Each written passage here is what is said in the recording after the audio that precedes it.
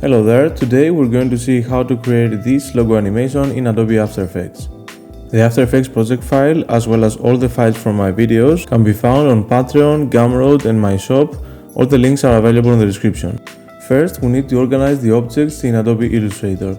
So, as you can see here, I have grouped the objects in different layers. This is necessary because the layers on After Effects will be based on the layers of Illustrator. So here I have the background, then I have a background circle, then I have the man, then this ribbon on the bottom, and then I have the text in two different layers. Then I have already saved it as Adobe Illustrator file, and then I'm going to go to Adobe After Effects to start the animation. So I'm going to File, Import, File, then I will select the logo. And it's important to choose here Import as Composition Retain Layer Sizes. So I have the new composition here, I double click it, and all the layers are here from Illustrator. Also, as you can see, it has kept the names of the layers. Now I'm going to hide the layers, I will only keep the background circle. This is the first element we're going to animate. So I will go about here, it's about half second, and then on the background circle layer I will expand the transform and the settings, and I'm going to click this clock here to add a keyframe for the scale. Then I will go on the beginning and I will add a new keyframe for the scale to be 0. Just play it, so it will be like this. I'm going to put another keyframe, but I will make this 120%, so it will have this effect, like increasing and then going back to the normal size. Now I want to make the motion a bit smoother, so I'm going to select all the keyframes. I will right click, I'm going to Keyframe Assistant, and I'm going to select Easy Ease. You can also do that with the shortcut F9, and the keyframes will change to this icon. So if I play it again, the motion is a bit smoother, it feels more realistic. Alright, next I'm going to animate the man layer, so I'm going to unhide it, I'm going to about half second again, and I will add a keyframe for the position this time. And now I would like the man to appear from the bottom to go into the top. So I'm going on the beginning and move him lower, so I will move him like this, I click and drag, and I will move it to this position. Now again I'm going to select the keyframes. Again we can right click and select Keyframe Assistant, then Easy Ease, or click the F9 button. Let's see that, it's like that. So if you can see, we have an issue here because the man appears from the bottom, but I want the man to appear only inside the circle, so here will not be visible. So we need to add a clipping mask for that. The clipping mask what it does is that I will make the man visible only on a specific shape. So I will need to create a new layer. I'm going to Layer, New, and Shape Layer, and I will select the pen tool. I'm going to go here so I can see where I will be drawing, and I'm going to create a layer on the bottom part of the graphic. So I will click and drag, I will follow this line like this, and then here, and then I'm going to continue the shape here at the bottom and close the path here. Now I need to go to the man layer and select the track matte. Let's make this more visible. So here on the track matte, if you can't see that, you can right click and select the columns. This is the modes, and I'm going here on the man layer and select the shape layer above. Now if you can see, that means that the man layer will appear only where the shape layer is. Actually I want the opposite, to the man to be visible only outside this layer. So I'm going to click this button here, which is the inverted matte. This is what I want.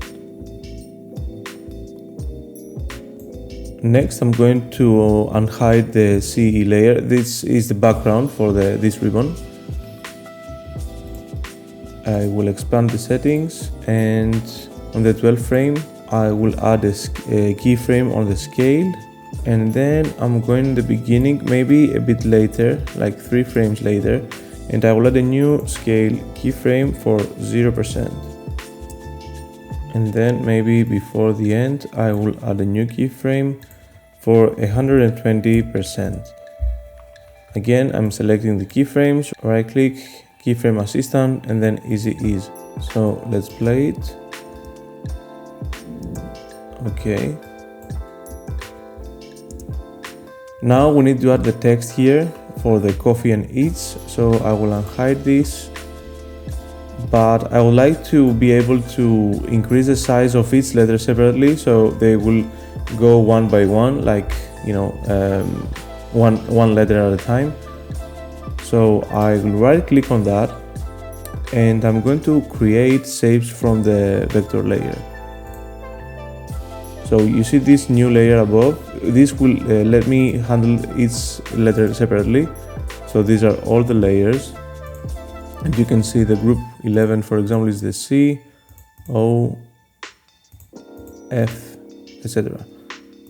And now I don't need the old layer, so I'm going to delete that. I select that and click the delete button. So I will expand the letters. I'm going to group 11, which actually is the C letter here. And let's move a bit later, around 1 second, maybe a bit earlier. And I will add a keyframe for the scale. So I'm going to expand this again. I'm going to transform. And here you can see all the settings for this specific letter. So I will add a keyframe here, then I will go a bit earlier, maybe around here, and I will add a 0% keyframe, and then I will go a bit later and add a bigger one. So 140% will work, because I would like this to make it a bit bigger than the final stage. Again, I will select all, right click, keyframe assistant, easy ease. Let's see how it looks. Alright, you can see the first one like this. The rest are still not moving, so I'm going to select them all. I will copy them. I will click Command C on Mac or Control C on a PC. So I have copied all the keyframes, and then I'm going to paste them on the other letters. So I'm going to select group 10, I will click and hold Shift on the keyboard, and then I will select all the letters.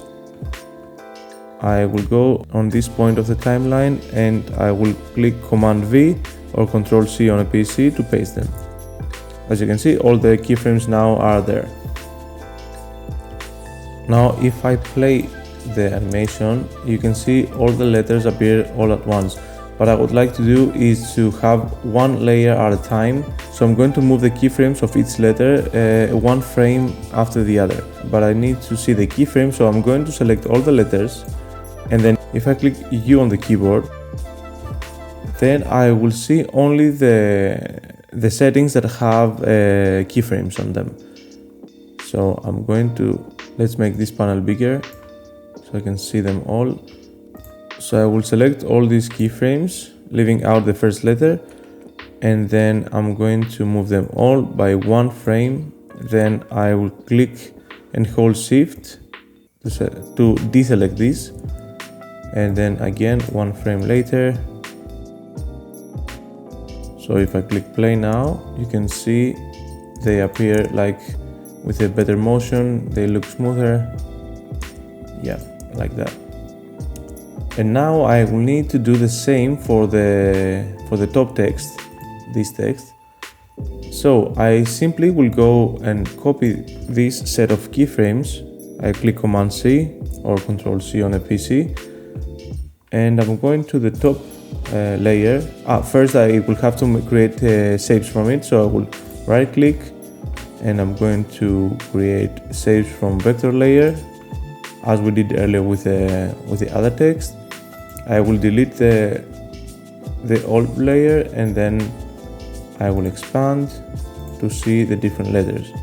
So again, each group of them is one of each of the letters. So I will move the point of the timeline a bit earlier. So I'm going to paste here. I have selected the Lorenzo outlines.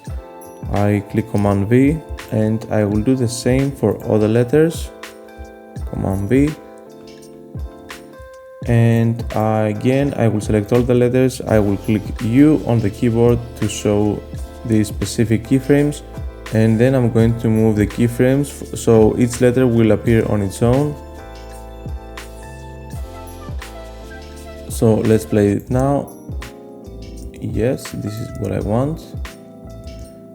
So now if we want to go a step further, we can edit the graph editor for some elements of the logo. So I'm going to select the CE. Let's click U to expand the keyframes. So I will select them and then I will click this button here, which is the graph editor. If you can't see this curve here, then you need to click here and show the edit speed graph. Now, if you can see this pen tool here, we need to change it to the selection tool. And then I can click the middle point and we can edit from here the motion to be smoother. So as you can see, I will make it slower on this part so the ribbon has a better motion. I will do and make the same on the man layer. So I will click this point here. I will click and drag on this yellow handle and then I will do the same from the other side like that.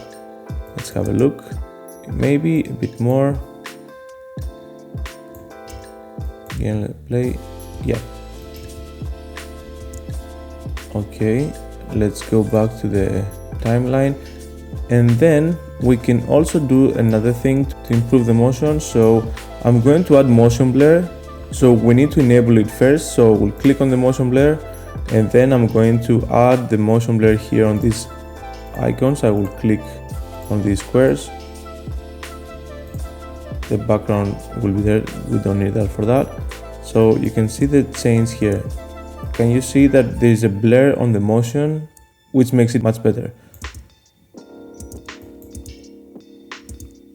And that was it. This is how we can add motion to this logo. So if you like this video, make sure you like and subscribe on the channel. Let me know in the comments what else you'd like to see on the next videos and see you on the next one.